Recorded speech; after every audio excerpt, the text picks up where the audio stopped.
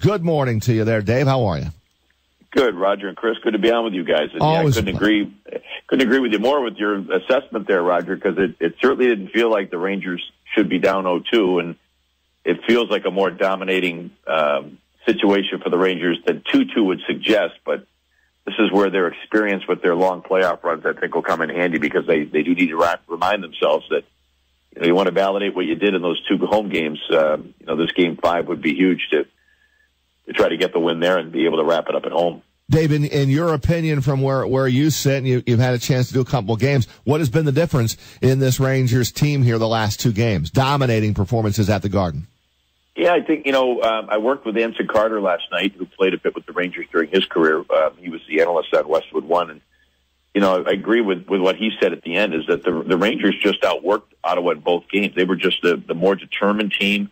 They looked quicker. It was interesting. Elaine Vigneault made a lineup change to bring Tanner Glass back in and sit Buchnevich, which, gives you a veteran guy, a physical presence and all that. And there was a lot of talk about how being physical was a big part of the success the Rangers had against Montreal. Ottawa was a little different. I mean, they play the game differently. It's maybe a little harder to dislike them than another original six rival like Montreal. But, Glass came in and his line did their thing, but it was more than just the physical aspect of the game that the Rangers picked up. I thought they were better in every area of their game, and doesn't that fourth line contribute a big goal in Game 3, and Lindbergh gets a couple of goals last night. So it was the right move by Vigneault, and I think it'll be interesting to see what Guy Boucher does. I was talking to a couple of people that cover the Ottawa Senators all year long, and at the morning skate yesterday, one of them said, it'd be interesting if this doesn't go well for the Senators tonight, and it's 2-2, but they get dominated again. Wonder if Boucher would consider bringing Chris Neal into the lineup for what he provides to kind of counteract, the Tanner Glass factor and get the crowd revved up. I mean, the thing about Chris Neal, he would be, a huge boost emotionally, and physically he'd be, a presence. The question is, could he rein that in and do what he needs to do to be a presence in the lineup and not cross the line and give the Rangers unnecessary power plays. But Boucher's got some decisions to make in terms of his lineup, what he wants to do in Game 5 tomorrow afternoon.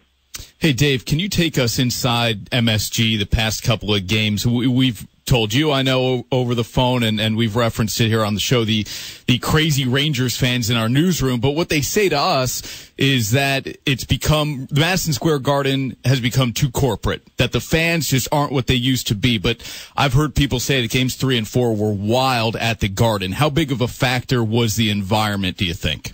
I think it was a big factor, and Pierre Maguire talked about it a lot in Game 3, and he felt that late in Game 3, he said, I think this crowd's going to be a huge factor in Game 4, and I fully expect this series to go back to Ottawa 2-2, and the crowd might be worth a goal.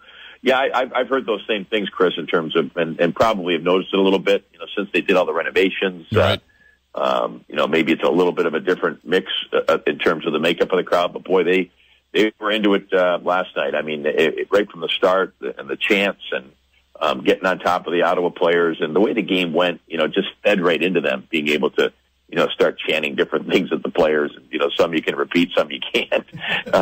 But they were having a blast, and it's always a great atmosphere in that building. I love going there to do games, and this time of year, I think the crowd in that building can be worth, a goal a game. And it's interesting now, the home team's 4-0 in that series, where around the rest of the league, the road team has a pretty significant winning record, not only in overall games, but the overtime games have gone the way of the visiting team. So, home ice advantage seems to go away in the playoffs, and a lot of other things that we kind of lean on statistically in the regular season, like whoever scores first wins the vast majority of games. Whoever leads after the second period wins the vast majority of games. And now you look at, the Rangers have scored the first goal in all 4 games, and they're 2-2.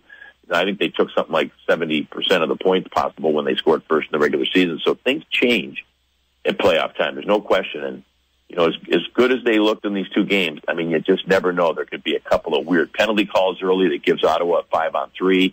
If Ottawa scores first or gets a 2-0 lead, we've seen these leads disappear, all over the place in these playoffs. But for Ottawa to be effective, to be really effective, they need to be in the game. Now, saying that, look what they did in game 2. But to me, that was kind of an aberration. It was just, Pajot, it was his moment. He had a couple of unbelievable deflections.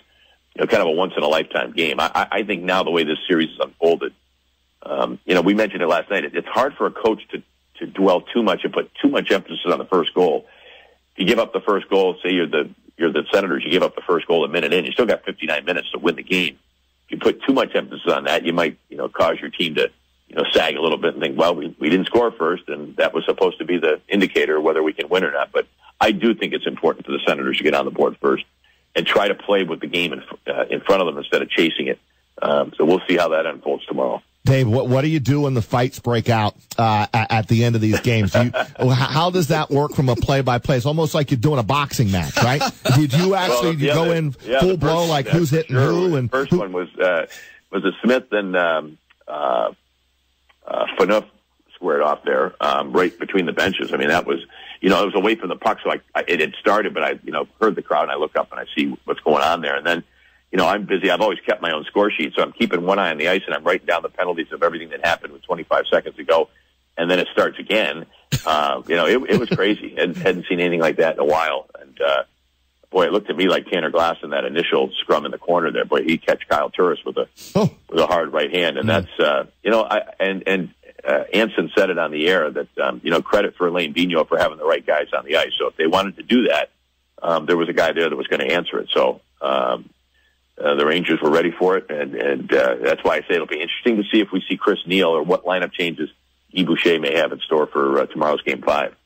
One other from me, Dave Strader with us here, talking NHL playoffs, Hall of Fame broadcaster from Glens Falls, does a phenomenal job. It's great talking with Dave. What about the other series here with the Washington Caps, Pittsburgh Penguins, no Crosby, and yet Pittsburgh on the verge of advancing? Yeah, it's amazing how one team can have another team's number.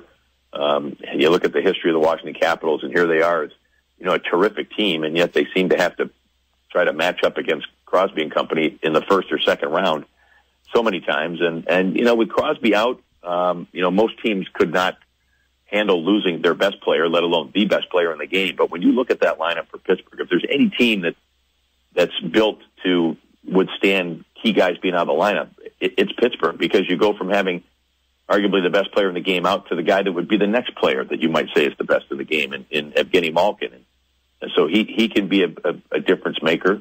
You lose your goalie that won you the cup last year, and your quote-unquote backup is Marc-Andre Fleury, who won a cup in 2009, took his team to the finals in 2008, and is playing like a guy that's, been saying all along, I want to be a number one, and I still can be a number one.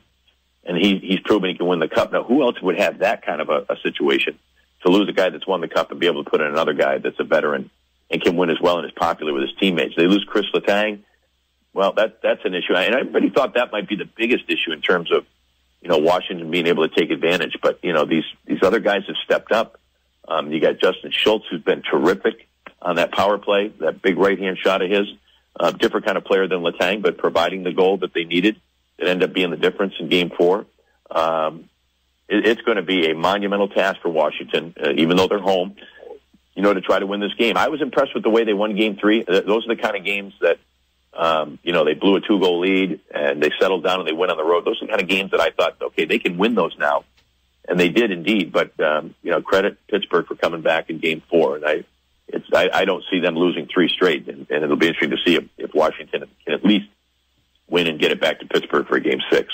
Hey, Dave, we know you grew up as a big basketball fan. What is the most you've spent on a pair of sneakers, either for yourself or one of your kids? I promise there's a purpose to this. Did I see $495? Yes, you did. Well, I can tell you I haven't spent that. I spent less than that at an auction. I have a pair of Jimmer Fredette's original Spalding prototype rookie year with Sacramento sneakers, each one signed. And a buddy of mine actually split it. So I own one sneaker, he owns the other. Nice. But I forget what we bid on that, but it was maybe a couple $100, but $495 for a pair of shoes. And then the stuff that his dad's tweeting out, if you can't afford them, then you're not a legit baller or whatever. And I'm like, oh, let me tell you something. I'm not a baller. No. I'm a baller. I'd be crying. I'd be bawling my eyes out if I had to spend that much money for for a pair of sneakers. Well, Dave, we asked you that, Chris asked you that because it's up on our a poll question, and if one person actually says that they're going to buy that, Chris is going to lose his mind. They already have, and I'm losing it. Yep. We got one that said yes. Well, see, somebody might do it because it's a collector's item, not necessarily because they agree with the premise, but they might say, you know what, I'm going to get a pair of these because it's going to be a conversation one way or another. Either these shoes are going to be worth nothing in about 3 weeks, or something's going to happen. They're going to keep their value. It's going to be discussed and argued on shows all over the country. So somebody might be doing it just for an investment, Chris. Don't be too tough on them. All right. You make a good point.